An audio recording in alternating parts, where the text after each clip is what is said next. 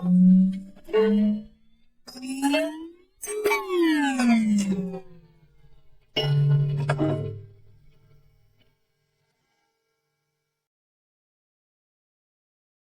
everyone. My guest for the first episode is going to be Dr. Anas Al. Dr. Anas is someone who I've met 8 years ago. He's someone which I've worked alongside him for the past 8 years. He's someone which I consider to be a pro at what he does. And I hope from today's conversation, he's going to bring to the public that despite the fact that he's a pro at his job, despite the fact that he's a busy man, despite the fact that he's a father of 3 beautiful kids and a loving husband, that it's possible to juggle more than one aspect of life. It's possible to be perfect at what you do and yet also keep the other aspects of your life still running. Because one of the things that I usually hear from the people out there, from the audience, from the public, is that how can we train? How can we take care of ourselves? How can we eat healthy? How can we prioritize our health? And yet also take care of our professional career. And I hope from today's conversation, Dr. Anas can teach us something about how did he do that? And how does he still do that? So without further ado, I hope you enjoyed the conversation. 3, 2, 1. Ready. You're ready? I'm ready. All right, Dr. Anas. So I usually start off the conversation by asking the guest who is Dr. Anas. So I'm a 42-year-old middle-aged man, enjoying life, matured over time. I love the way I am now. I think I live the best time of my life. Besides that, I am a prosthodontist, and that's what I do in life. A father for 3 boys. They're here behind the camera. Right father for 3 boys, husband for a wife, of course, and beautiful wife. And then yes, he said it. Okay, he said it. And then I just have some hobbies. That's it. You have some hobbies. You enjoy life now. You're in a point where you are most happy. Why do you say that? Like, what's different about now compared to Anas before? I think over time you mature, you become more wise. You're wiser. You understand life better. When you're younger, things you live by the day. Happy, still happy. But now, because I am wiser and because I understand everything around me, I understand where I am in life, in space. So I feel good. I feel good. I'm very content. That's, I think, it's very important. Is content. Do you think it always takes this time for someone to feel content? Like, do you think it's like an old younger generation, an old 20, 30 years old kind of person didn't find yet themselves, and they need time to feel more content in life? Like, do you think that age is a factor to feel more happy? No, I don't think so. I think it differs. Every person is different. Every person is a collection of experiences. Could be from childhood, from your friendships, from the milestones you have in your life, until you become the person you are. So now age is one factor, but no, age could be a negative factor, because we know also there's the physiological part of age, which is when we age, we lose things. We lose recovery, we lose testosterone, we lose growth hormone, we lose ability to handle pressure in a certain way, because the body is tired.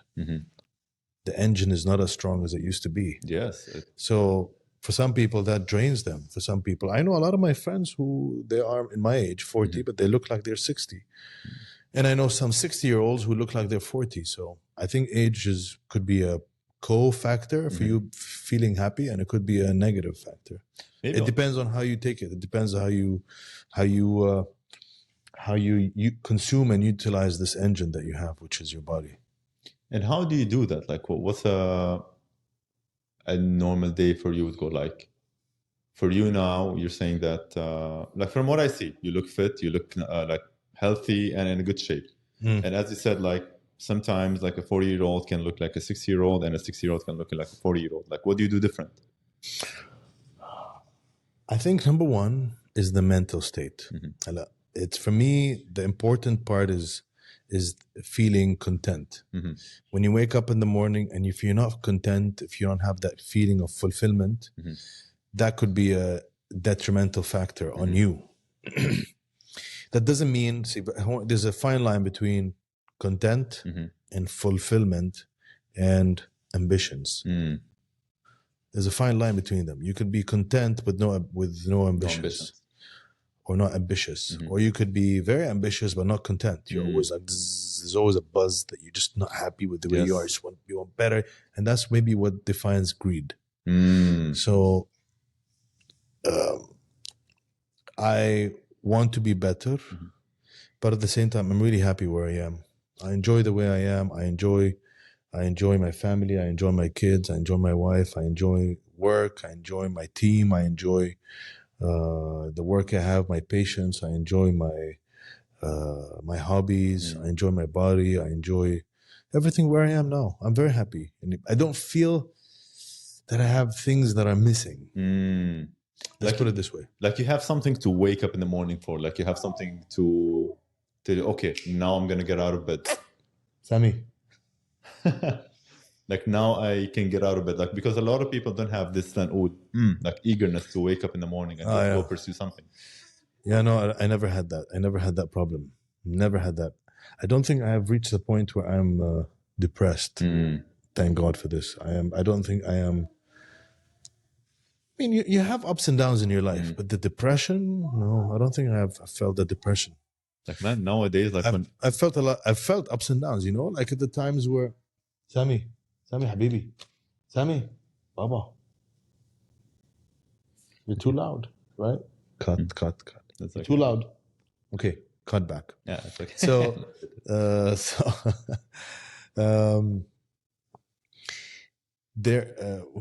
We were talking about points of depression, ups and downs in your life. Yeah, there are times where I felt down. For instance, you will probably understand that because you were at the time where there was a period in time at work where I felt that I was down because there was a time where we had a bad time in the practice where we had to stop work because of a very unfair, in my opinion,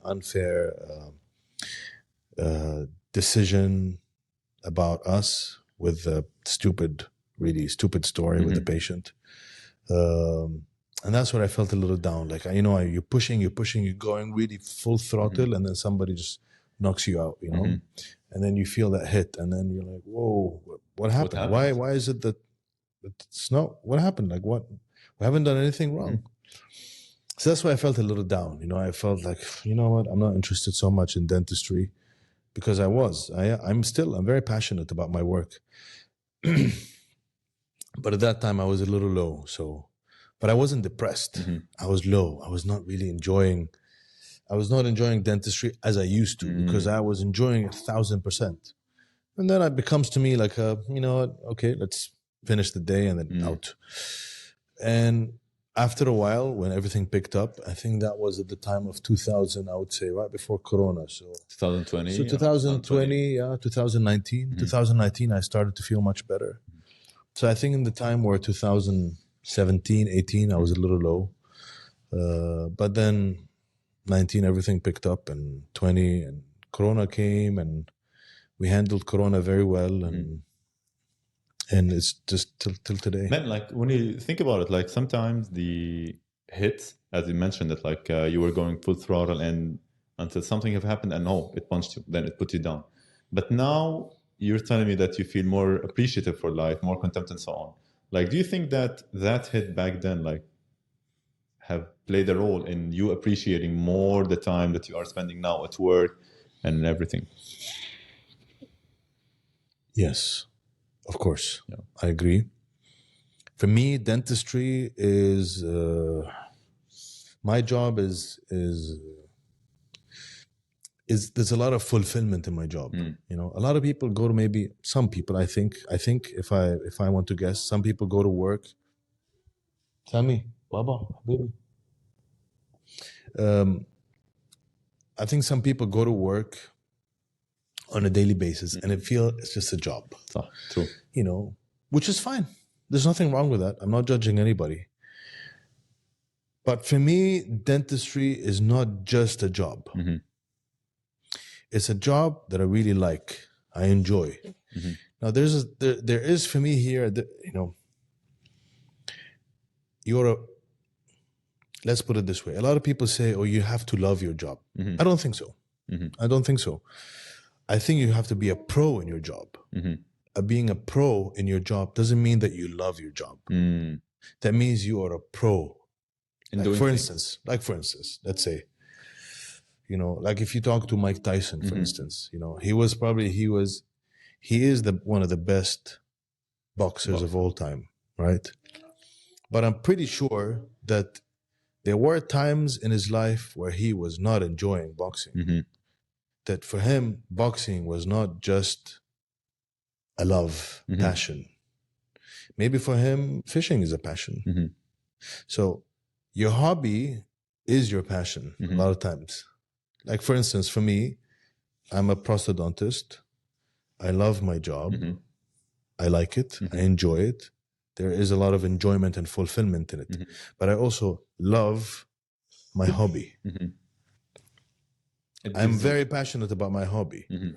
So now this is the difference between, you could be very passionate about your hobby, very passionate. You love it. You know all about it. You know all about the people. Like for instance, in my terms, I love weightlifting, Olympic weightlifting. So I know all the champions, all the years. I know what they've done. I know the equipment. I know the movements. I know many things. And I'm very passionate about it, and I can talk about it for a long time. You know, so you're passionate about it, you love it. Now, when it comes to the job, it's the thing that you live off. So it doesn't matter. You don't have to love it, but you have to be a pro at it. You have to be a pro at it. You have to be a pro at it, meaning you have to be.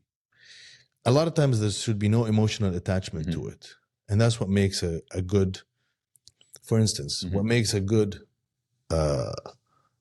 let's say, pilot. Imagine if a pilot, because he's emotional or he doesn't feel good, he tells you, you know what, today I'm not really in the mood of you know, or I'm not in the mood of flying today. You know, I'm just you know, I'm feeling a little down, and that's not a pro. The pro is, even if you feel down, even if you have a tough phone call, even if your dad is sick and you got a phone call that your son is suffering from XYZ, you still go to job and you're still a pro. And you still fly the plane and do a good job and land a proper landing and on time, and that means you're a pro. You detach from the emotional aspect of life. Yes, people pay money, big bucks for the pro, not necessarily for the emotional guy. So this is important here. I'm a pro at my job. I know how to handle it very, very, very well. Doesn't matter what my conditions are. I could be feeling super low and not really wanting to work that day, but I'm still a pro. I will still do my job perfectly. Or I could be feeling super happy and super just energetic, and I can do also the same good job. Man, that's so fun, because like the other day I did a t-shirt and I wrote on it, like, when you feel good, you work out hard. When you feel bad, you work out harder. Yeah, which applies perfectly to what you're saying. Now, this is what a lot of the new guys talk about, motivation. And you don't really need motivation. Motivation is for the guys who are not really strong-willed. Let's put it this way. Not resilient. What you need is, you need persistence. You need discipline. You know, and that's what it is in job. That's what makes you great at your job, is that you're disciplined. You're disciplined in your time. You're disciplined in your manners. You're disciplined in your ethics. You're disciplined in your technique. You're disciplined. You will, no matter what, you will not budge. You're not going to go right or left or cut corners just because you don't like this person. No, you're still going to do it. And you're going to put your emotions aside and still be a pro. Now, this doesn't apply to your love. That's why a lot of people say you have to love your job, and you have to, if you love your job, then you don't work a day and blah, blah, blah. I think these are all just talk. You know, this is just, you know, stuff that you share, memes and stuff that you seek validation. Yeah, cliches, but pro is a pro. No matter what, on, off screen, whatever it is, like just wake up, go do the job. And we both know, like, the story, there's Dmitry Klokov, I think, a very famous weightlifter, very, you know, Olympic champion, European champion, world champion. And he said that he only really enjoyed maybe handful of times of training. That's so... Yeah, like that's where he really felt, but the rest are just hard work and discipline. Like nowadays, when you look at it, like everyone is looking for the fastest route, like the magic pill, the how can we do this thing easily? Like, how did you get here? Like, I mean, because everyone says that they want to be a pro. Everyone says that, hey, we want to be the best at what we do, but no one does the work. That's true. So I'll speak from my perspective as a prosthodontist who works in Abu Dhabi. From my perspective, I started working as a prosthodontist in 2011. Until I really felt that all my investments in work, everything I'm giving, paid off. I'll tell you when. I know exactly when it felt. It felt after 10 years. It took me 10 years to feel that I have really started to have a return on my investment. And return proper. Like, I mean, what I mean by proper return? As a prosthodontist,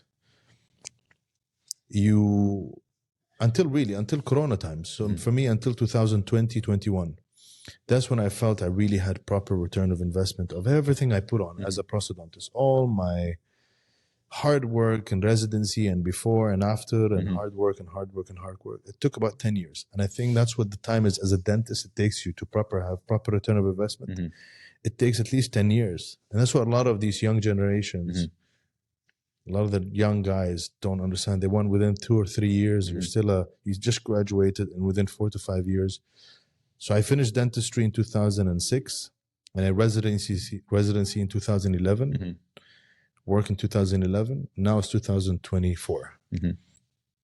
Until it paid off, it took 10 years after residency. So from 2006, which is my dental school, until 2022, that's 16 years. 16 years. So including my residency time. So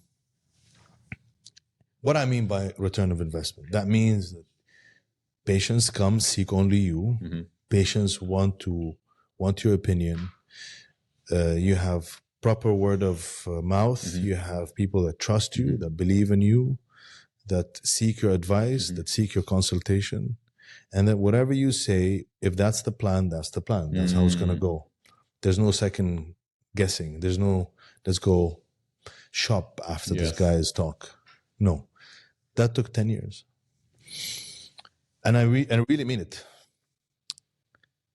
10 years. I felt it. 2020, 2021. So for the young guys, the young guys want really the quick fix, and suddenly they want to graduate and they just want to make big bucks. After 4 to 5 years. It's not going to happen. You're either going to take a fast route. Now, social media helps, and all the means that we have help, of course, because at the time when I finished, there was no social media. Social media helps now, but also because there's a lot of paid ads, and there's a lot of it's not just very organic. That also could shoot you back in the foot. So there's a bubble that you create that might just rupture at any point. So that would help. That will probably minimize the 10 years to 7. But So- I think what I mean is you have to, like my mentor told me, you have to pay your dues. You have to pay your dues until you ask for what you ask, until you sit behind your desk and in a consultation you are the master. That you have to pay your dues.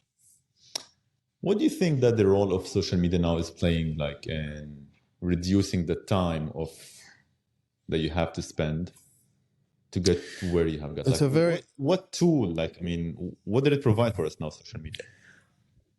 expedite the process. Expedite it because now you can reach to people faster. So is But it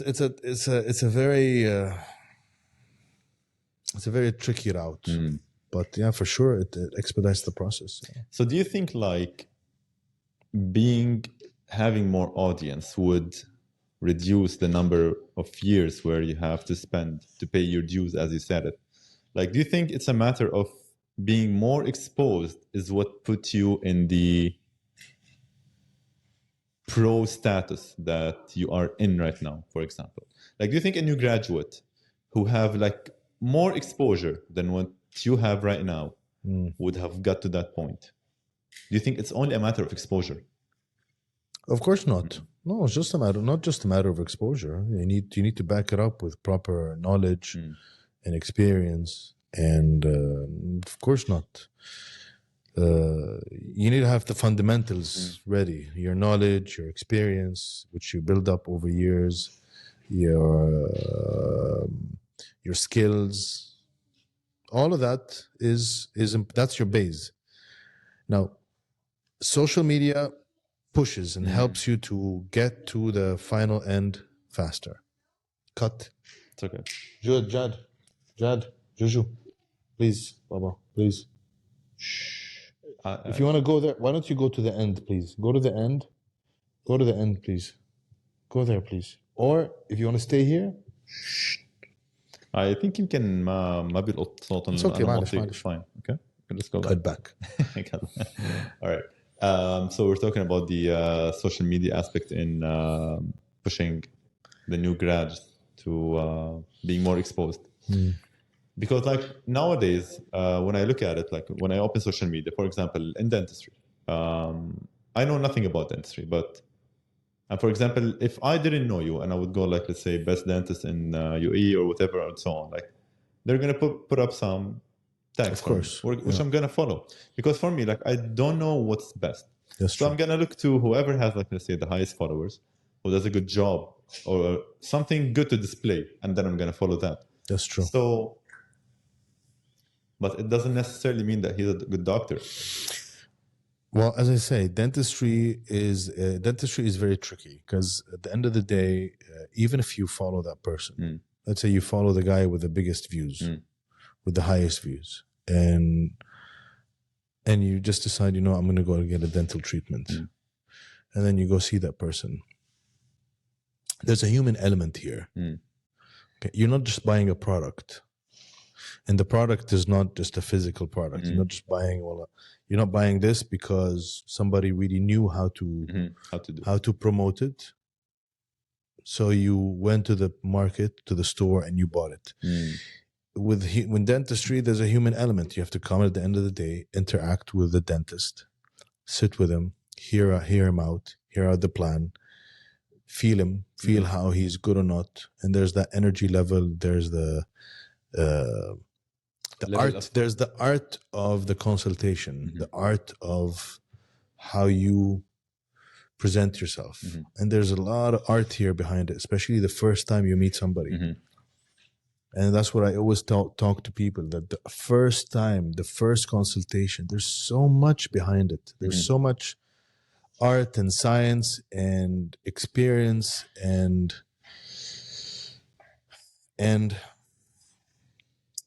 things that will shape that first visit. It's either a go or a no-go. So even if you might see that person and you are really like wowed by his numbers, the guy has millions of people that follow him.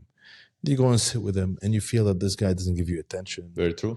and the guy doesn't really care. And if you feel that he's not really that confident, or if he, believe it or not, if he doesn't look good, if he doesn't smell good, if he's not really Presentable. if he's not presentable in many ways, like presentable is a very broad, but presentable could be the way he looks, the way he feels, the way he, the energy that you feel from him. If you feel like he's shady, if you feel like he's honest, if you feel like he's just trying to pull money from you, sell you something versus he really cares about the then you either will say yes, I'll go, or you say no, I'm out.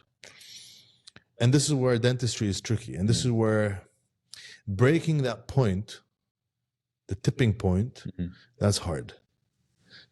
And if it wasn't hard, a lot of people will just buy those numbers, and they will just be, incredible at just they will make money just from by social buying media the numbers. And yeah, so now look at let's put it this way. Look at podcasts.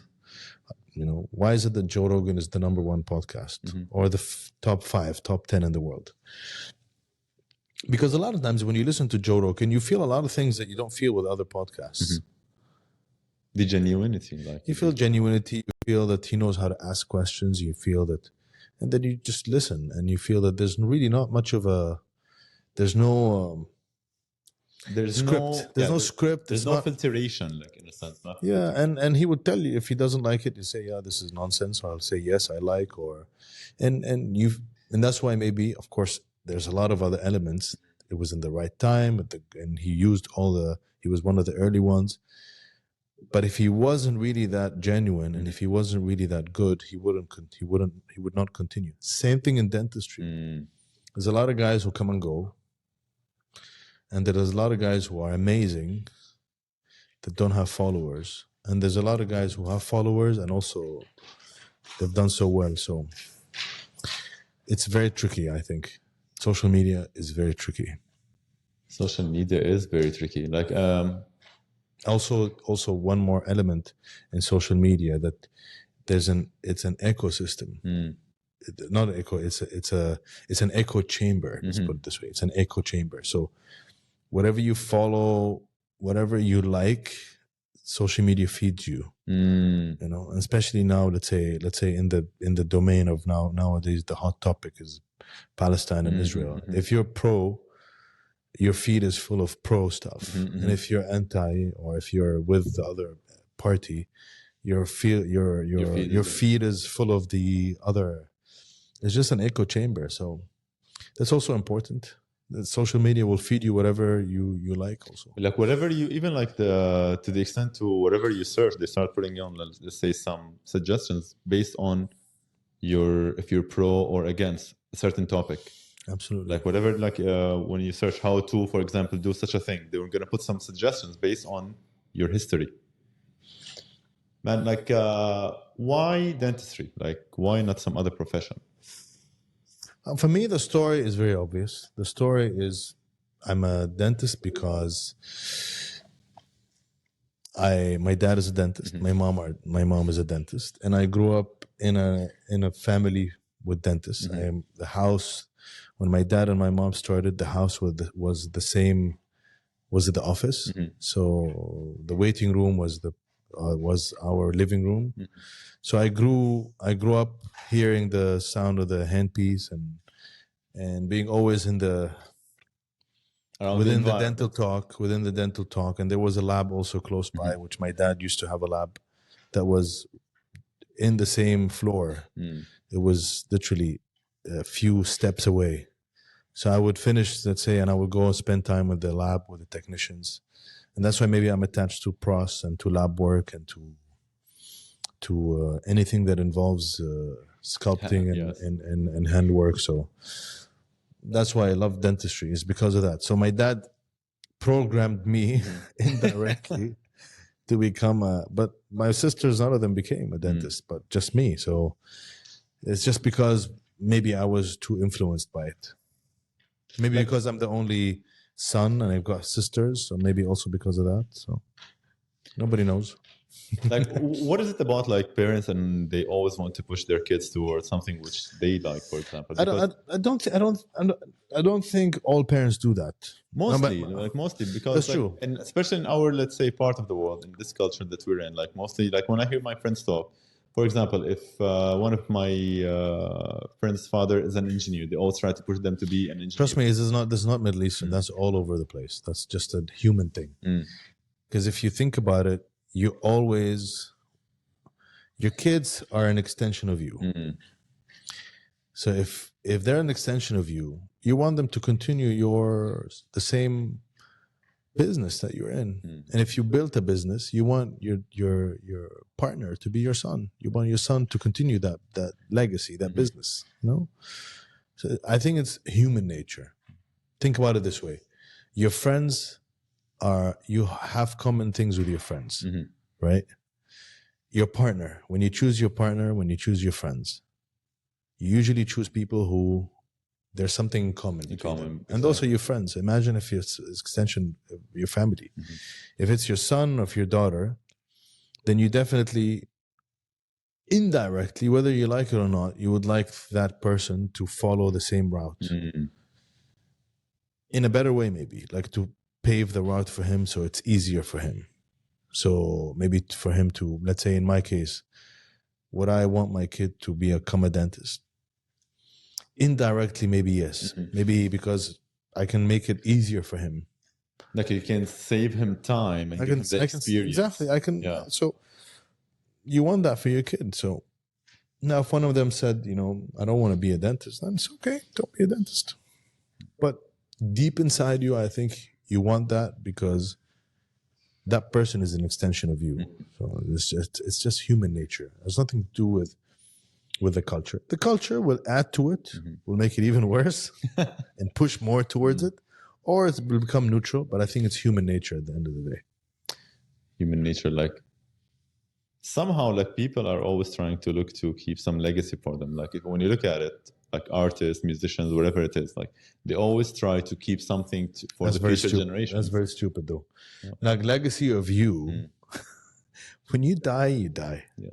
If you listen to Ricky Gervais, his last special on Netflix, he talks about that. It's like, when I die, I don't care where my money's gonna go. I love the guy. I don't care where money's gonna go. Like, because I die. Like, who cares? Like, who cares? So, I mean, that's one part. But the fact that a lot of us now, this is in Middle Eastern society, in Middle Eastern culture, is you want that son so he can continue that legacy. What legacy? What legacy? When you're done, you're done. Legacy of what? After 100 years, nobody's going to know neither about you or about your son or about what you had. Do you even know your grandfather? You don't know him. You don't know anything about him. Very true. You barely know his name. So what legacy are we talking about? You're not a king, You're not you don't have a kingdom. It's funny how we are so attached to like some ideas which we had like in the past, and until now, like people still do live by them. Like there's a lot of primitive thoughts. Yes, absolutely true. There's a lot of primitive thoughts. We still didn't really mature in many, many, many ways. I agree with that 100%. Like, I don't know if it's wise to go into this debate now of whether it's religion or culture or traditions, but yeah, there's a lot of primitive thoughts. Yeah. Okay. So, doctor, I need to know. Let me know, how did dentistry change from back then until the dentistry now? Okay, so let me walk you through the history, but in a very, very fast, from the last maybe 100 or so years. So dentistry went through phases, and dentistry also through paradigm shifts that really shifted how dentists think and how dentists plan their treatments. But if I will start maybe in the 1920s, 30s, 40s, 50s. And that was the time where dentists were obsessed about occlusion. Occlusion means how the teeth come together, right? So the bite, how the teeth come together.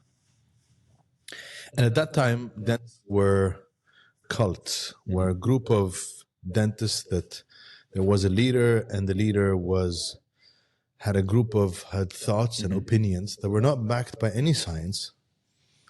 And he would have followers, and he would preach how proper occlusion and proper dentistry should be done. And they were very, very, very, very adamant about it. To the extent that if you don't follow the cult, you're out. For instance, there was Nathology, there was the Peter Dawson school. Nathology was by three guys, Tallard, McCollum, and Stewart. Peter Dawson by Peter Dawson, nafso by Florida. These guys, Nathology, were in California, where USC, which is my school, USC. That was the hub of Nathology. Nathology with a G. G is silent. G, Nathology. And nathologists had a group of ideas that basically teeth should come together in certain ways, and they should disclude in certain ways. Canine guidance, very tight occlusion, very tight coupling of teeth, and so on. Many thoughts and opinions. And there was one major thing, which is that if you had something called the MIP, maximum intercuspation, the way your teeth come together, and something called centric relation. So the position of the condyle should be in an optimum position. And for these guys, for all the occlusionists at that time, if there was a displacement between the centric relation, which is where the condyle should be, and maximum intercuspation, which is where the teeth come together, if there was the tiniest displacement, which is sometimes 0.5 millimeter or 1 millimeter, which is very physiologic, very normal to have. But if that happens, then most patients will go through a full mouth rehabilitation, meaning full mouth of crowns. So you would go, and the dentist would go and grind all of your teeth, 28 teeth, to reprogram you. And they would use heavy instruments. So it was very instrumental. There was pantographs and fully adjustable articulators and those big machines that fit onto your head. And they would record where the kinematic hinge axis and so on. For all the dentists that hear me, they will understand what that is. But basically, they were so instrumental. And they were so good at what they're doing that they would put those patients in a perfect coinciding position of centric relation and maximum intercuspation. How the two positions, which are normal to be displaced, they would put them together so they coincide. And in order to do that, you would do 28 crowns PFM, porcelain fused to metal, which means you grind your teeth, at least 30% is gone. So imagine your teeth ground, all of them, 28 teeth ground into small pegs, and then having crowns on top. And all of dentists was into that. And they were really aggressive in their approaches. And at that time, if you didn't have teeth, you would have bridges. So if you didn't have teeth, there was no implants. You would have bridges, or you would have very intricate attachments and things that fit very intricate in the mouth with small little pieces that fit together, and it's like Lego, very small Lego. But the problem with bridges is that it's a very dependent system. If one tooth fails, the whole system fails. Which affected the way treatment planning went. So dentists were very aggressive, and in order to fix sometimes one tiny space that is open, you need to grind 2 teeth or 3 teeth or 4 teeth or 5 or even more. And that was a very aggressive behavior or approach. Until the time comes and the paradigm shift in dentistry. There was two. Hey. cut again. Yeah. Until the time, there was two paradigm shifts in dentistry. Number one is enamel etching, where dentists started to understand that you don't have to grind a tooth into a peg shape and put a cover on it. Instead, we can glue on the teeth. And that means less cutting. And that's called enamel etching. Enamel etching, I think, was in 1955, around that time. And then the next paradigm shift was dental implants. Now, dental implants has a funny story. And I'll tell you about it because you might be interested in this story. Sure.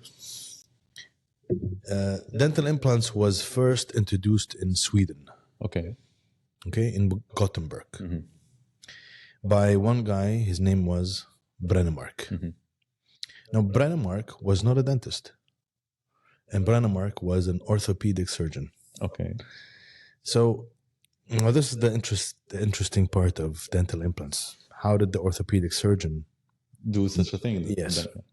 And basically what he did was he got rabbits and he would attach into their tibias, into their shin, and he would attach cameras. Okay.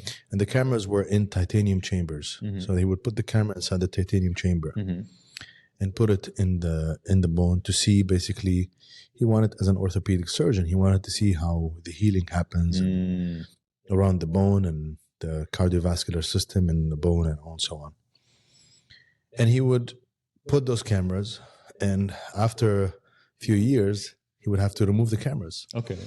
Because those titanium chambers are expensive and there's cameras inside them, so he had to remove them. And of course, he had to, get rid of the rabbit, kill the rabbit, and take the part of the tibia and dissect it, and then take the camera out and study the case. And reuse this camera and reuse the titanium chambers. But he realized that after a few months that the titanium chambers cannot be removed easily. Now that took time until he realized that maybe I can talk to a friend of mine. And that friend of mine was somebody called Adolf Lekholm. Now, Adolf Lekholm, or Lekholm, I don't know how it's said in Swedish. Lekholm was basically a surgeon, a dental surgeon. So he talked to Lekholm and he told him, listen, this is 1, 2, 3, 4, and this is basically how the chambers are getting stuck to the bone. So maybe we can introduce this to patients who don't have teeth. And we can make screws and we can implant them in the jaw and put teeth on them because these guys have dentures. Okay. Adolf Lekholm took the idea and they basically, both of them did, they made screws made out of titanium. And it was very primitive because they would take a rod, they would mill it into a screw, and all the implants were external hex at that point, called external hex, meaning the connection between the top part and the implant was something called external hex, meaning for all the dentists who know, the connection is external, not internal, not inside the screw, but external. And it was a hex. So they made the screws. The screws were of one size, 4 millimeters width by 10 millimeter height. And they would place 4 implants intermental foramina, so right in this area. And they would place 4 implants only in the mandible, only in the lower jaw. And they would have a set of teeth, 12 teeth on them. And those 12 teeth had a certain shape. They were made out of metal, and on top there was acrylic teeth.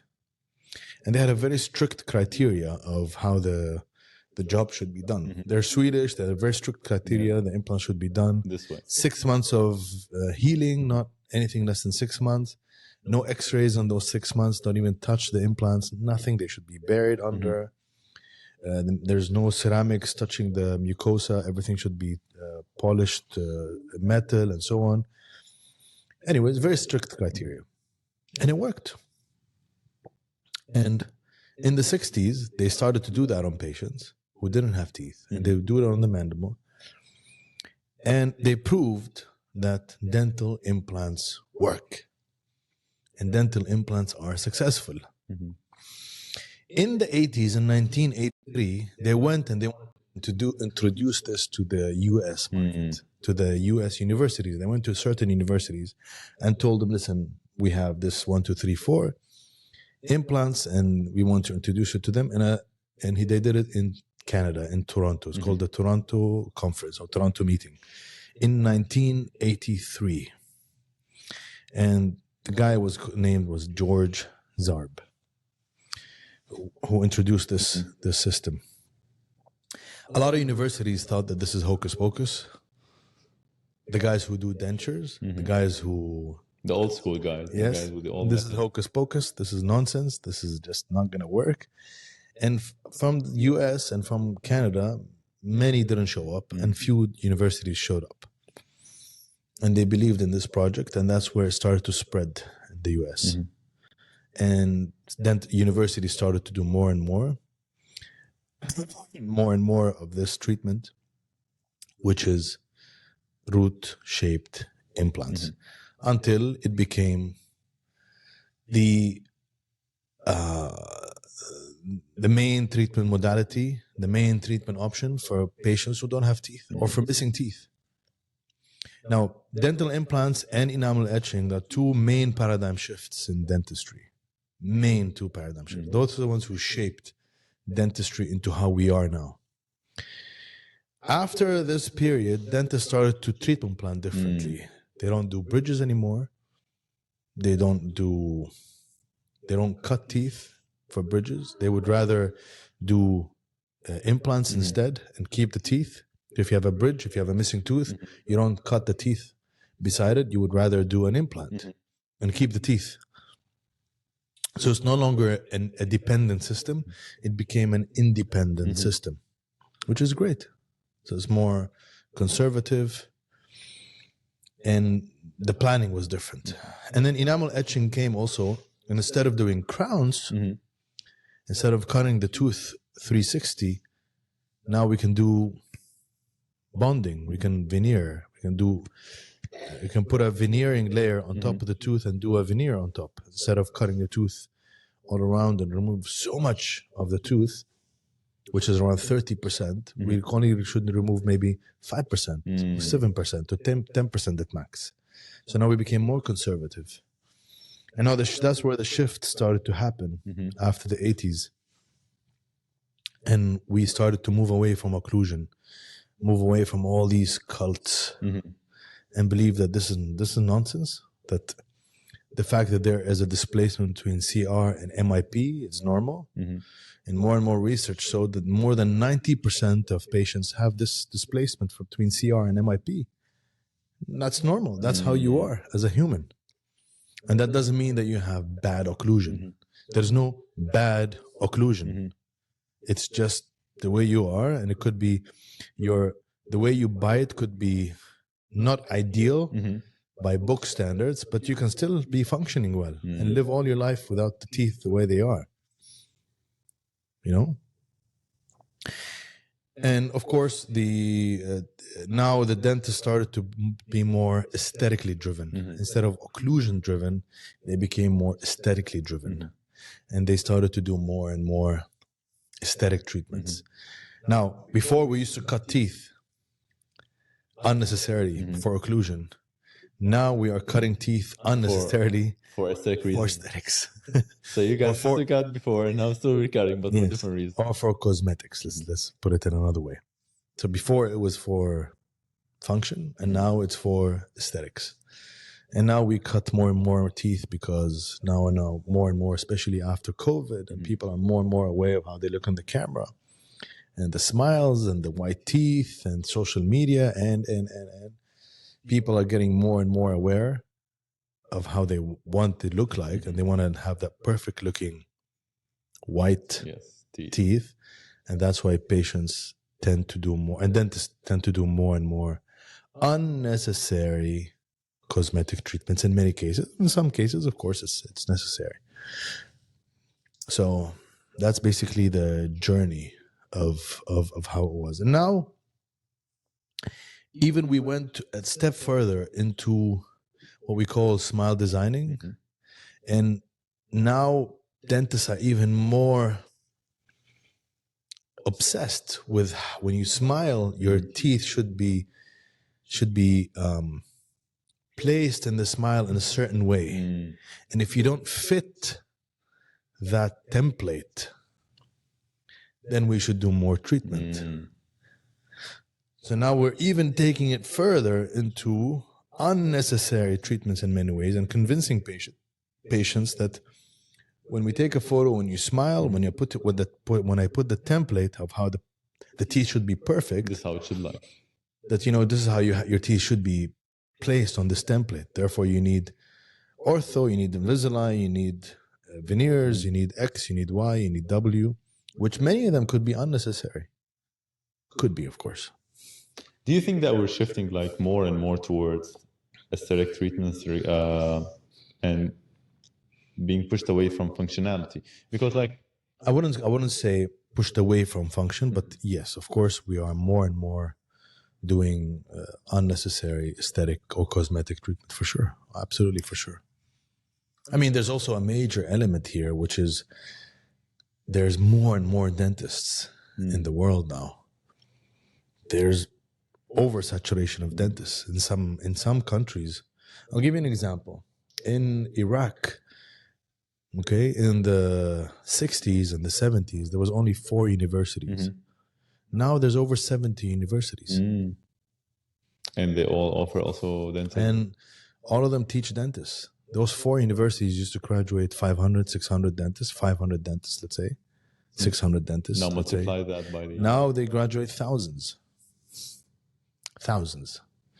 So imagine how much. In Saudi is the same thing. There was only maybe 3 universities. Now there's over 20 universities. And everyone is graduating more and more dentists. And it became a business, unfortunately, in many, many places. So more and more dentists, meaning more and more demand for treatment, because those dentists want to produce. And the fact that there are tools that are helping you, which are veneers and smile designs and templates and therefore you do more and more treatments, and patients are more and more wanting to look certain ways. So now you see there's an influx of work that is being done that is not necessarily the most optimal in a sense. I wouldn't say optimal, but that is not necessarily needed. And I'll give you a little story from both of my mentors, Winston Chi and Terry Donovan. Winston Chi and Terry Donovan wrote an editorial in a journal of aesthetic dentistry, I believe. I'm not sure, or prosthetic dentistry. I'm not sure about the name. But they wrote an editorial in a journal a few years ago. And that was at least 20 years ago, I would say. And the editorial was called the Enamel Preservation Fee. The enamel preservation fee. For many people, maybe they don't know what the enamel preservation fee is. But the idea of the editorial was just a teaser. It was just to make you think. And the idea behind the editorial is this. Dentistry is a procedure-based fee or fee for service or procedure-based profession. So the more I do, the more I charge. Right? So you come to me, I take a photo, I show you this is how your teeth should look like on the template. And you require Invisalign treatment, you require some veneers, you require me to open the bite, maybe to do some onlays, and you require, let's say, 20 different procedures. I will charge you an X amount because there's a lot of procedures. Let's say 20 procedures or 20 different teeth that should be drilled or cut or added. Should be worked on. Now, because of that, I charge a certain amount. And let's say you go to the next person and you say, you know what, I want to do my teeth. And you're like, I think your teeth are fine. You just need to do maybe some bleaching, some whitening. Maybe, your teeth are really nice.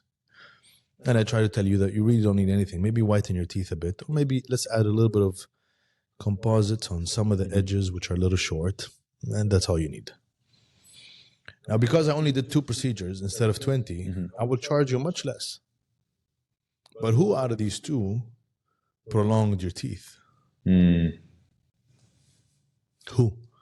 In my opinion, the less procedures. The second person. So the less dentistry are the best dentistry.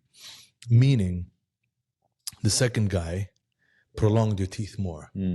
So why won't the second guy ask for an enamel preservation fee? Why wouldn't I ask for, I preserved your enamel for the fact that you're not going to do veneers. I'm prolonging your teeth for another 30 years, maybe. So why wouldn't I be, let's say, charged? Yeah. Now, the problem is that, let's say, especially here in the UAE, we are insurance-based. Insurance works this way. The more you bill, the more procedures you do, the more you bill. It's a faulty system. There's no billing for preservation. There's no billing for prevention. Preventative dentistry is not important in insurance. It's the more you do, the more you bill. That creates 2 things. That creates humans, dentists, which are greedy, and maybe ignorant. And because maybe they're more aggressive in the treatment. Aggressive. Now, when you have an ignorant person who doesn't know the impact, and you have a greedy person who's influenced by market, by insurance, by procedures, who just wants to make more money, you're creating a monster who just cuts teeth for no reason and tells you, oh, this is atraumatic, I'm just adding veneers. It's prepless. But it's not prepless. I'm adding a layer, I'm adding an interface, I'm actually harming your teeth. Why? So I always have to tell patients, I'm cutting part of your teeth. You have to understand that. And this part is not going to come back. It's not that I don't do veneers. Of course I do veneers. But I always tell patients, listen, I'm removing one part that is not going to come back. It's not reversible. And you're going to lose part of your teeth that is not going to come back for the rest of your life. Done. And I'm cutting the hardest part of your body, harder than bone. So up to you. And many times I say, you know what, I don't think it's worth it because you're young. No, this is where the planning is. If you're 25, I would be very cautious about touching your teeth, especially if they're in good condition. Just because you want to have an ideal and your teeth should fit at the template, but that doesn't mean I want to do it. But if you're 60, it's different. Age is important here. If you're 60 and maybe you want to look good, how long are you going to live? Till 80? Well, at least I can guarantee that this treatment is going to last 20 years or 15 years. But if you're 20 or 25, you still have a lot of time in front. How many times are you going to redo this work? Even if it's perfectly done. It's going to last 20, that's 40. Now when you're 40, you're going to redo it again. And when you redo it, it's definitely going to be worse than the first time. So, and then it's a downhill. And like they call it the moment I do dentistry, your tooth entered the cycle of death. The moment, believe it or not, unfortunately, the less dentistry is the least amount of dentistry. Why does the adding a layer affects the teeth in a bad way? Like why? Because you're adding an interface. So which is better? If your teeth are the way they are, there's no interface. So meaning it's a flat surface. The moment I add an interface, the moment I add a structure on it, I created an interface. And how does that affect? Now, is that interface, can you clean it? It's impossible to clean it. And with that interface, there's a connection, there's the margin, and there could be leakage. So basically, you're creating an interface with a margin that is highly susceptible now for failure. So which is better in an ideal world? Nothing or having an interface? Definitely nothing, for sure. As long as the nothing is healthy. If there's caries, if there is issues, if there is destruction, it's a whole other story. But if there's good teeth, if there's good enamel, if the teeth are sound, the moment you add, and this is just from a very hypothetical perspective, I'm playing devil's advocate here. If you add a layer, you're just asking for trouble. Now, like, as you being a doctor and discussing about the business aspect of it, like, where is the threshold where you can say that, okay, for example, educating the clients or the customers more and more about how it is not necessary, let's say, to do the grinding, to do the veneers and so on.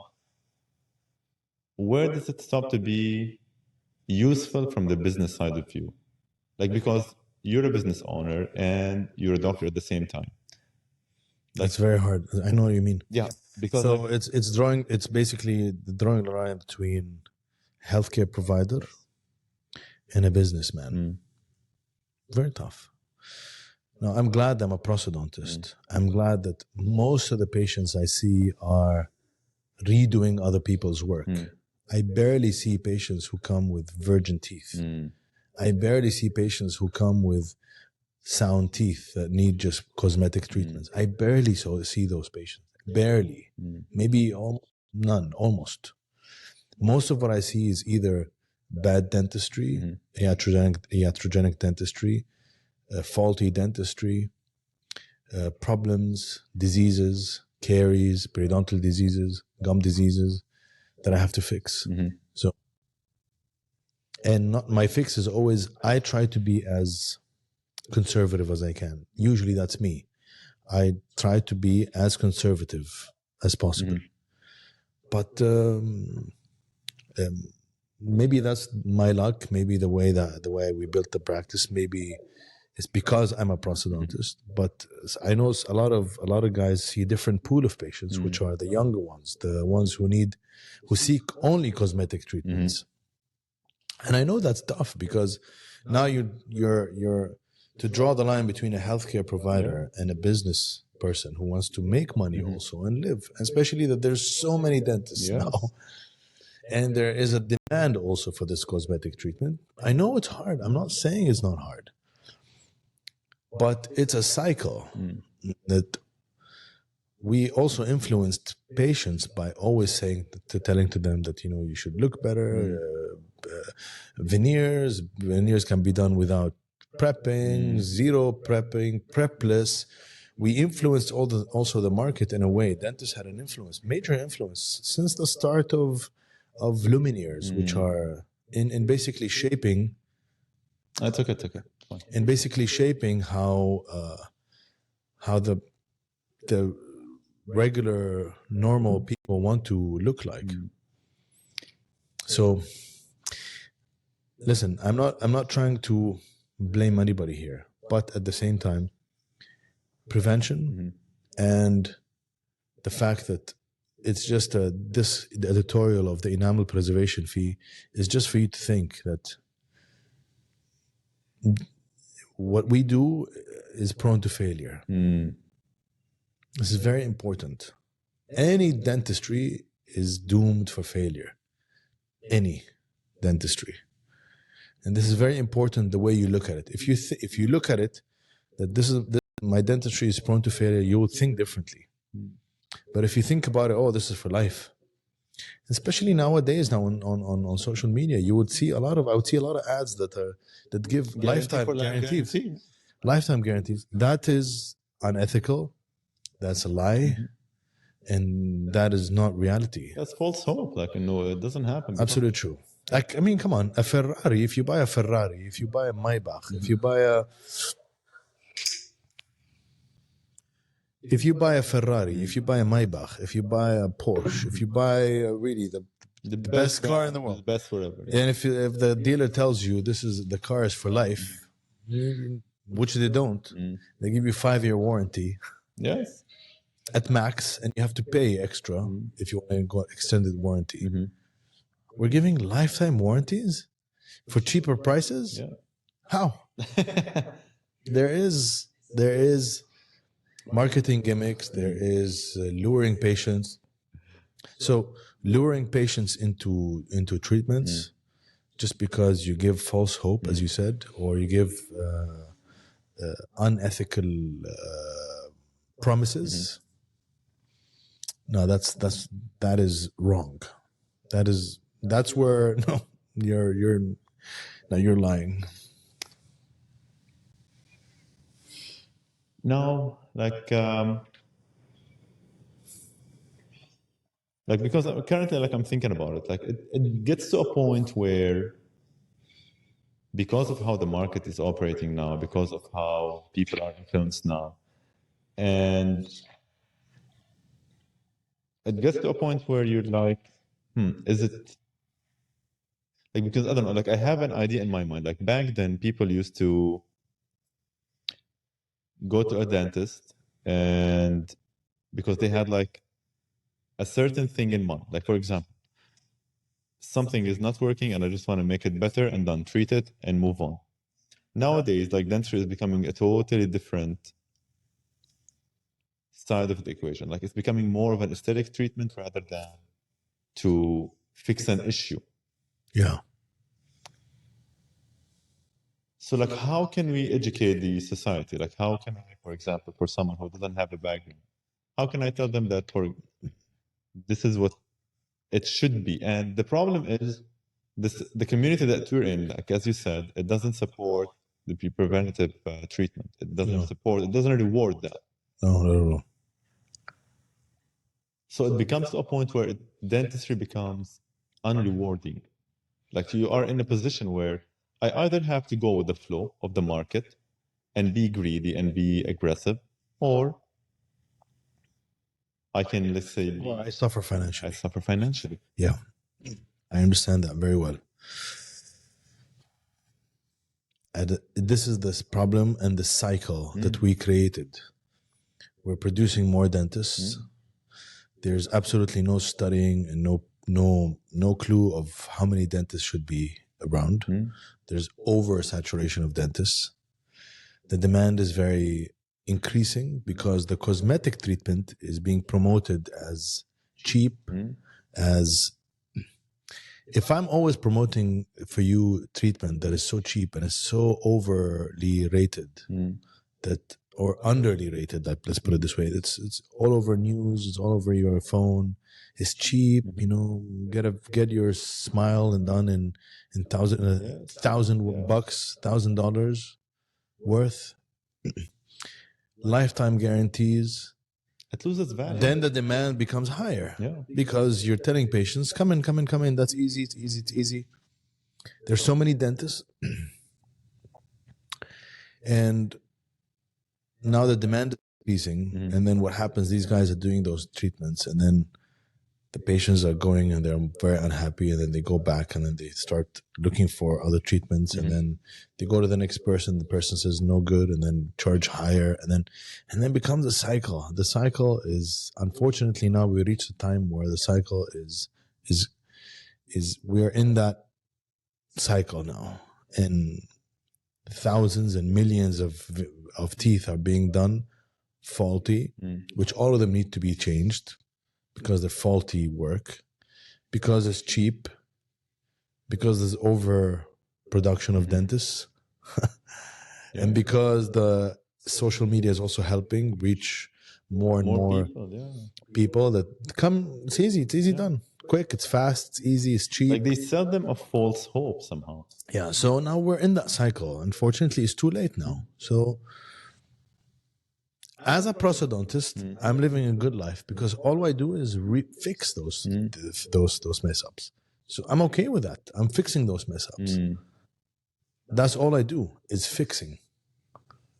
All I do is fixing the issues, fixing the mess ups. So I'm okay with it. Of course, I understand that but I feel bad for the younger generation. I feel bad for the dentists who are just graduating now, who has to make that decision, as you say, either suffer financially, because you have to do X, Y, and proper healthcare provider, like you were taught, conservative, fix teeth instead of ruining teeth, or you become just another dentist who just does those cases for cheaper and faster and more turnover and blah, blah, blah. It's tough.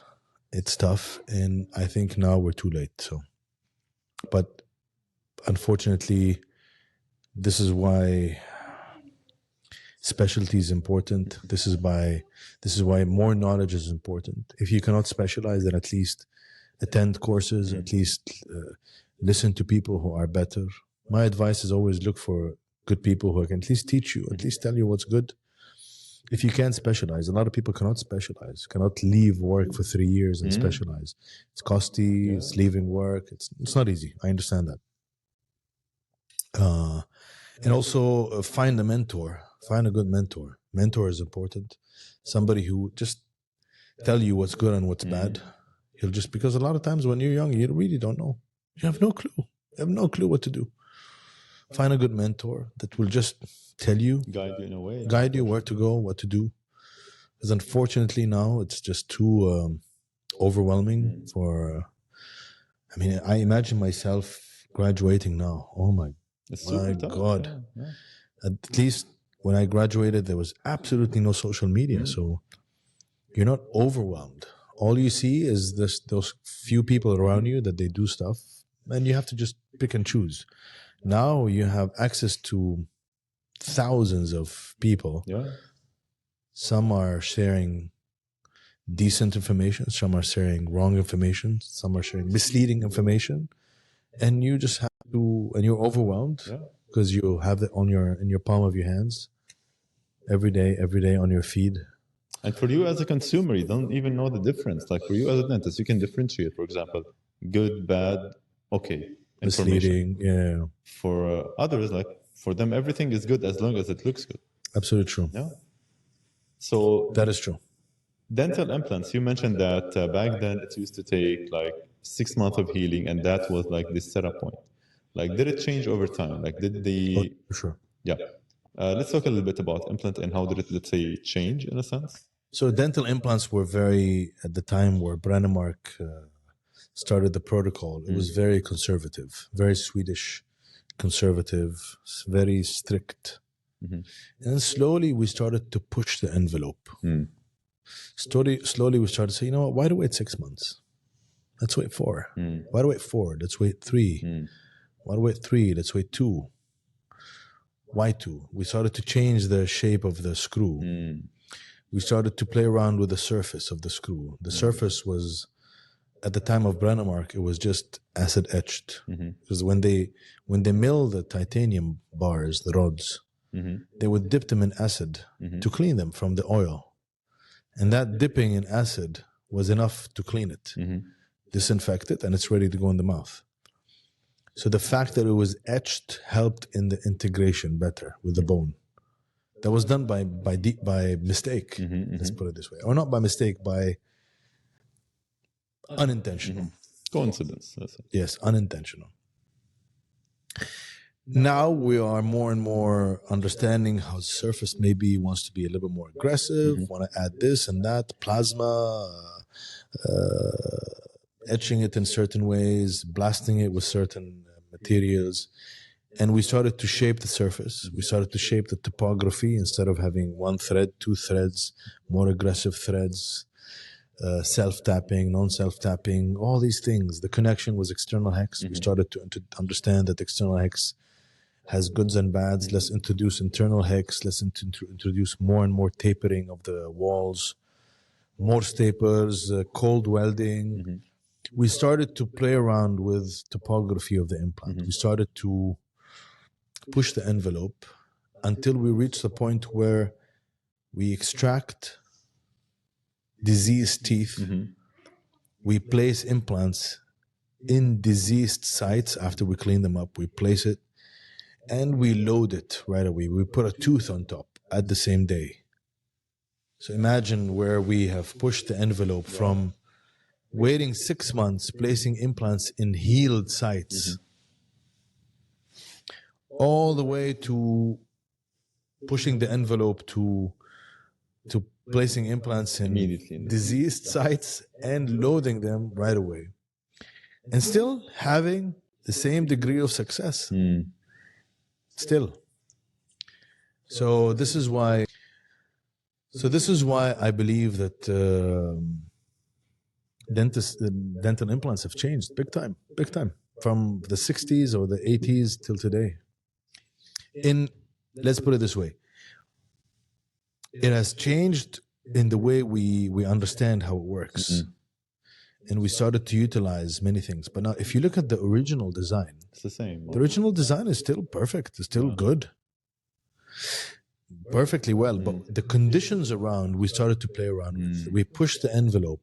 In terms of placing implants in healed sites, we go to really diseased sites and do and push and push and push and push until where we are now, where we can do many cool things with implants and basically give treatments that are faster, more aesthetically pleasing rather than before. Before, it wasn't so aesthetic. It was functional, but it wasn't so aesthetic. Now with dental implants, we can give really aesthetic treatments. Aesthetic and more functional. Aesthetic, of course, and more functional. Yeah. So that's where dental implants are. Now, you mentioned something about the immediate loading, and from what I understood is that after you put in the screw in the gum, let's say, or in the bone, it should take like a period of whatever months for it to heal. Then we can, let's say, put the teeth on top of it. So, like, what changed? Like, how can we do it now immediately on the same day? Like, don't we need some time to heal? Like, is it always feasible to do this or not? Like, is it feasible always to do it with everyone or not? The loading of the teeth in the same day after the implant. Like, what conditions should you as a doctor evaluate to make sure that this is going to work or not work to load the teeth and the implants on the same day? There's so many factors. It's very... you have to look at it from a very holistic approach. There's so many factors here. But the default is that we can actually, if we get the screw placed in bone with a certain amount of stability or torque, then you can load it. Now, the difference here is the planning. Why would I need to load a back tooth where it doesn't show and the person didn't have a tooth for the last 30 years? Why now? Like, now what to do it now? Just wait. Why to add more procedures, more cost? Why? A front tooth. Somebody who has a high smile line, had a fracture, had a trauma, where we can place the implant right away and load it. That's a great benefit. Because at least I can let you go home with a tooth that looks good and within an hour or two. So the planning is different now. That's where you as a dentist should know how to plan. But the idea is that any implant can be loaded if the circumstances and the conditions are fulfilled. Stability, enough bone, the bite is decent, it's not really too aggressive or too heavy. If there are more than one implant, if you can join more than one implants, even better, because you can distribute the force. The more implants are placed, the more you can distribute the force, meaning more stable structure versus one, where it's very, it's one versus two that are joined, three that are joined, four that are joined, six that are joined, even better. Right. That's it. That's in a nutshell. So that's you as a doctor and as Anas, like back then and now as a doctor. Like, where do you see yourself going later on in the future? Do you have any plans for the future? Like, what do you have for the future as Anas? Did you think about it? Of course, yeah. Of course, I think about it all the time. Well, it's different when you have kids. Things are different. The way you think is different because now you have to think of them. You have to think of their future. So you have to at least make sure that they have a decent future. So I'm more and more interested in. For me, I don't want to be a dentist for all my life. I mean, I love being a dentist, but at a certain point, I wish after when I hit maybe 50, I just want to stop being a dentist. What do you have? Or not really do dentistry. If, I would rather just, if I can step away and just enjoy dentistry just from a different perspective. Maybe the teaching part, because I enjoy teaching. I enjoy giving more and more education to younger generations. So I enjoy doing that. So that's where maybe I believe when I finish, when I stop, slowly taper out, I'll do more and more and more education. And more, to be honest, I would rather invest my money into non-dentistry domains, just so I can have a passive income and I can live a happy life. I'd rather live a happy, decent life, but not kill myself with overdoing dentistry. Overworking. Because at the end of the day, dentistry is very taxing on your body too. Every dentist I know in the world has a back problem or a neck problem. Has a problem. Yes. Every dental technician in the world has a problem in his back, in his neck, in his shoulders, in his even thigh and legs, because it radiates. And for me, I was one of them. I remember when I was doing residency in LA, I would suffer. I would sit down and I'm working and I'm suffering. Pain would radiate to my left shoulder. And I would work 16 hours a day, because when I was in residency, I would work and I suffer with pain. And it wasn't enjoyable. It was annoying. But you're young, you can push. I can push through it. It doesn't matter. Yes, but that's no good. And you would massage. You would get a massage. You would do some stretching. You'd swim. You would play a little bit of sports. It gets a little bit better. And then the moment you sit, you get back on again. Yeah. Until I really started to do more and more Olympic weightlifting, that's where it disappeared. And that's where I believe a lot of patients say, you have to wear those loops, stand on a microscope, invest in a microscope just for your back. It's ergonomic. That's nonsense. Invest in your body. Instead of investing in instruments, invest in this body. Invest in this. Don't invest in a microscope. Don't invest in a tool for you. Don't invest in a tool. Don't invest in an instrument when your body is wrecked. Invest in it. In your body, make it stronger, and work in the most important part, which is from your neck to your legs, from the back. So, and work on your back, work on your neck, work on your glutes, work on your legs. Ever since I started Olympic weightlifting, zero pain. When I do dentistry, I don't have pain. I don't suffer from the pain that dentists have. Even if I overwork myself, I can work. I can work. I can do procedures that many dentists cannot do in a day. They need 3 days to do it, but I can do it in a day, and I will not suffer from pain. Neither in my neck, nor my shoulders, nor my back, or my legs at all. And I would push. And if you look at me when I work, I do not sit in a good position. My shoulder, I don't really stand upright. I am just moving around bent. I'm bent this way and that way in very awkward positions, but I don't have pain because the body is strong, can withstand those lousy positions. But if the body is weak, you'll need those stupid tools. But you know what? To fix the. But after a while, you feel it. Even though you're standing this way, but your body is weak, you'll feel pain. You'll definitely feel pain, but in a different way, or maybe it takes a little longer, but it will hit you. And then the problem is that it will hit you in a bad way. A lot of dentists have disc issues. A lot of dentists have herniated vertebrae.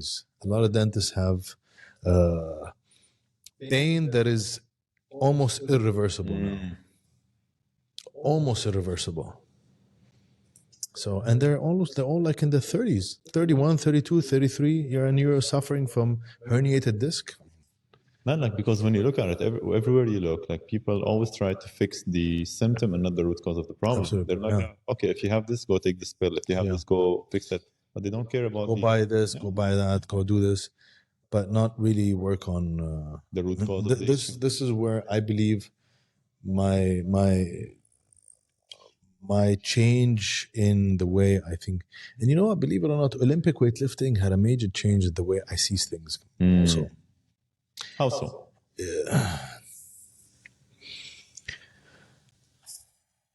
Because Olympic weightlifting is an explosive sport. Is a very strange sport. It's a sport that you should be strong, explosive, like a gun, strong like a bull, but still flexible, like a ballerina. You know, Yeah. which doesn't make sense, because when you're strong, You're gonna compromise mobility. you're not and flexible. Flexibility, yeah.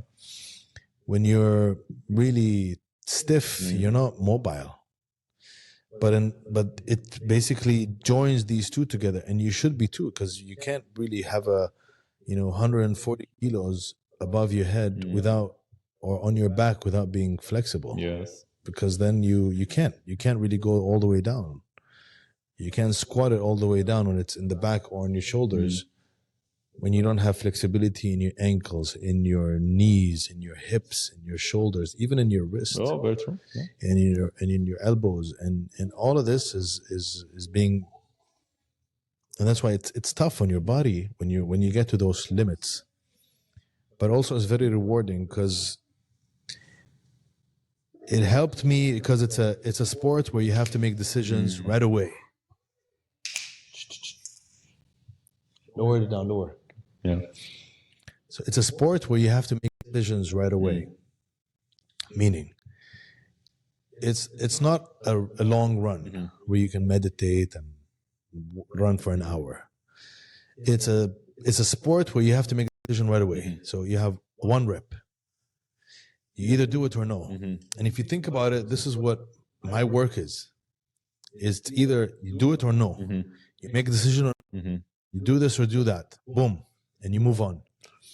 So I felt it relates to me for some reason. I felt it relates to my profession, to my even personality, to where I am in a position where I'm a leader in my job, where I have to Make decisions. and the decisions should be executive decisions. They should be firm, and they should be explosive, and they should be right away.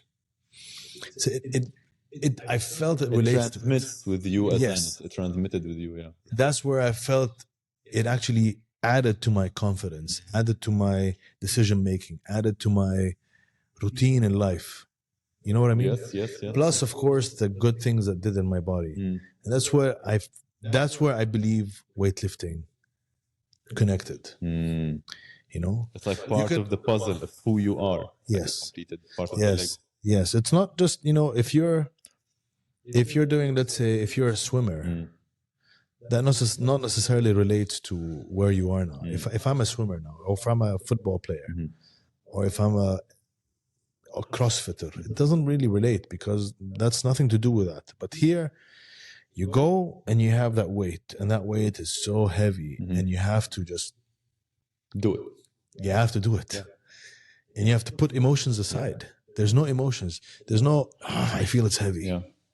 No, it's not. It's like when you go to work and you are not really into it, but you have a really important patient and you have a really tough thing that you have to deliver or you have to do.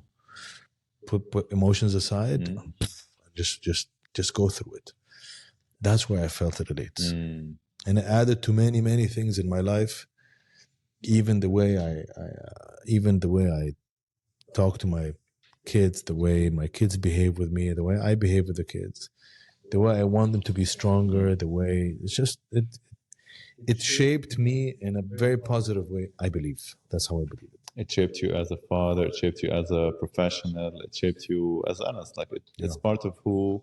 This is why I liked this particular sport. And this is why it connected to me where a lot of people say, why would you want to do Olympic weightlifting? What's so... People think, and at the end of the day, any person who doesn't know would think that Olympic weightlifting is a barbaric sport. Is blah, all about like, and they don't understand. A lot of people don't understand that Olympic weightlifting, there is a lot of art in it.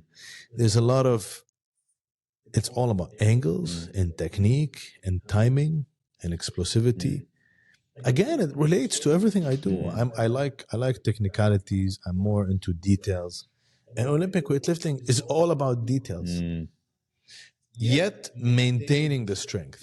Yet maintaining the macho, the originality, they say, the structure, maintained. Yes. Yeah. So all of this is maintained, but still there's art in it. It's not barbaric. It's not just, it's not random in a sense. Like, it's not like some random act which people just do. Like, and it's pretty cool because it's an underground sport. Yeah. It's a sport where very few understand it. And the ones who understand it really respect it. The ones who don't understand it, they will look at you and say, this is... And when you do the movement, the ones who don't understand, they respect it. Yes. But they don't understand what you're doing. And that's pretty cool by itself. That's actually a cool thing of weightlifting. Yes. Yeah. Like what comes around it. Like, yeah, it's just the aura, the way it looks, the way the explosivity, the performance of it, like, and the performance, yeah, the whole package. Yes, and at the end of the day, it's a very it's performance. You're performing on a platform. You're by yourself. Everybody's watching, and it's only one. It's a solo sport. So there's a lot of ego in it, but you have to also control that ego, because if you let that ego overtake, then you will lose many things. So this is where it becomes very philosophical, if you want to speak about it from a very philosophical perspective. It's not like bodybuilding where you're watching yourself in a mirror and it's vain. It's not a vain sport. It's not vain. You're not looking and you want to shape your body. Yes. No, it's not. There's no mirrors in weightlifting, Olympic weightlifting. But it's performance. Is you want to perform, and it's one time and you're out. So philosophically speaking, it's pretty cool. When you think about it now, like this, I'm thinking about it, I'm actually pretty excited now. After this, we're going on. Yes. Man, like, I really can't thank you enough for coming in today for the episode. My pleasure. And, I really appreciate your time and everything that you spoke about. And I hope maybe later in the future, maybe I can do another episode with you, because like I think there's a lot of things which I can talk to you about. So tell me, Hannah, how does this work? Tell me about, is this going to be, you said, is this going to be the second episode? The third? No, you're going to be the first episode. Oh, I'm going to be the first. You are going to be the first. The first episode. You are the first episode and the last one which I filmed. You are the first. I'm going to the 1st of January. And you're going to be the first. And I'm going to link you to it, of course. Yeah, sure. It's going to be on Spotify, Apple Podcasts, YouTube, and on my website. So these 4 directories. Awesome. Yeah. Well, wish you all the best. And thank you very much. And looking forward to seeing this. And I hope everybody liked the little things that we talked about in dentistry, maybe a little bit of life. Yeah. And because I wish you all the best. Like the podcast, the idea behind it is not like only to be very technical, go in details about the professionality of the guest, but like I want them to express stories from their life, because I think like behind every person there's a story, and someone there might be able to learn something. Because life is not only about work. Like, of course not. Work is just a part of it, and absolutely true. In the end, we are just stories, and that's a collection of stories, experiences, good things, bad things. Yeah. Yes. Yeah. Awesome. Super. Thank you very much. See. Thank you. Thank you. See you.